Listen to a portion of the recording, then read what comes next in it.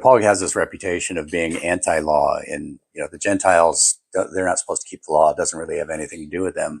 But that's not really what his letters say. A lot of what he says in the book of Romans is talking about how the law applies to the nations. It's like all these nations that Israel dispossessed, they were kicked out of the land because they didn't keep God's commandments. Those Gentiles who by nature do what the law requires, well, that means that we've all got a little bit of that law still in our hearts, no matter how corrupt we are. And everybody knows it's wrong to murder. Everybody knows it's wrong to steal. We don't have to be told everything. But the written law was given because we don't know it all. And so we've got to be taught. Where he talks about how the law is given for sinners. Well, we're all sinners. Romans 3:23, for all have sinned and fallen short of the glory of God. It's for everybody on earth.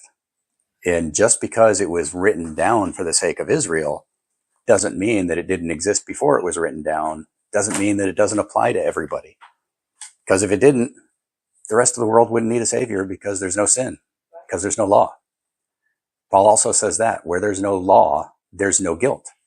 But then he goes on to say, but death reigned from Adam to Moses, which means there was law. If there was no law from Adam to Moses, what did God flood the world for?